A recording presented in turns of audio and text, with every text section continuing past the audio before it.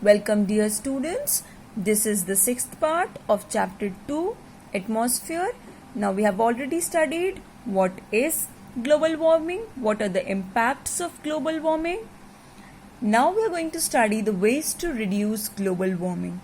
So global warming, it is affecting our earth every single day, and through our every act, we can contribute something or the other to save our planet earth and thus reduce global warming. So we can start by reducing the carbon dioxide that we produce, right? And this is also known as a person's carbon footprint. What is carbon footprint? The amount of greenhouse gases and especially carbon dioxide emitted from where? By something during a given period. So that is termed as carbon footprint, a person's carbon footprint, and it can have a major impact, on reducing global warming. Now the first point under the ways to reduce global warming is carpooling with friends or co-workers. So cars, they are one of the biggest creators of carbon dioxide gas in the air. Okay, and the burning of fuel in cars and trucks and the emissions created as a result of this burning of fuel in cars and trucks causes global warming to increase on a daily basis. Now, hereby by choosing to commute means to go from one place to another in larger groups with other individuals via a carpool, a person, he or she can dramatically reduce their carbon footprint on a daily basis, because fewer cars on the highway equal to lesser emissions released into the atmosphere. This carpooling, is an earth-friendly way to not only save money, so it will save your money on gas as well as reduce global warming. Next is replace plastic water bottles with reusable ones. So if you replace plastic water bottles with the reusable bottles, then a person can decrease the amount of trash and reduce carbon dioxide and methane gas in the atmosphere. So plastic water bottles create a vast amount of garbage, and many of the plastics used to make these bottles, they are not recyclable. So by switching plastic water bottles with a reusable bottle, person can decrease the amount of trash and reduce CO2 and methane gases in the atmosphere. Next is recycle and reuse.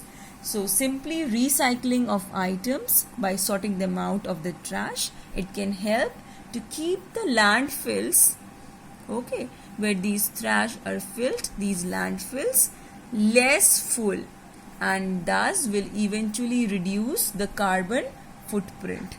Next is plant trees at home. So afforestation, that is planting trees. If you have space, outside your home, then planting trees can make it cooler during summer season. And since trees absorb CO2 or carbon dioxide, they would reduce the carbon dioxide in our surroundings. Now we are going to read about ozone depletion. So ozone, we know that it is a colorless gas which is found where? In the stratosphere. And the layer of ozone gas, it protects us from the harmful ultraviolet radiations of the sun. So ozone layer depletion or reduction in the ozone layer, depletion in the ozone layer is reducing the amount of ozone gas that is present in the stratosphere. And it is also one of the prime reasons which leads to global warming. So this reduction of ozone layer leads to global warming. Ozone depleting substances, for example chlorofluorocarbons, CFC, halogens, methyl chloroform, carbon tetrachloride, hydrochlorofluorocarbons, HCFCs, and methyl bromide have damaged the natural balance of stratospheric ozone. So these substances, they are found from where? They are found in refrigerators, air conditioners, fire extinguishers, aerosols, agricultural fumigants. Fumigants are, they are gaseous pesticide that is used in pest control. So for controlling pest,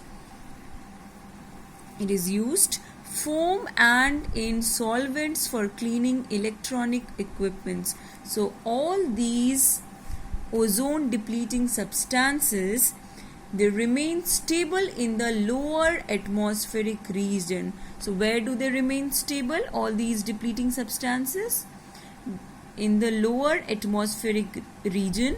But as they reach the stratosphere, they get exposed to the ultraviolet rays. So when they reach the stratosphere, they are exposed now to the rays, ultraviolet rays, and this breaks them down and leads to their releasing of free chlorine atoms, which reacts with ozone gas. So free chlorine atoms react with ozone gas, and this leads to the depletion of ozone layer. The ozone layer over Antarctica thins dramatically every spring due to a hole. That is, it is also, you may have heard of this being called the ozone hole. So due to a mix of ozone depleting substances and meteorology in the Antarctic stratosphere.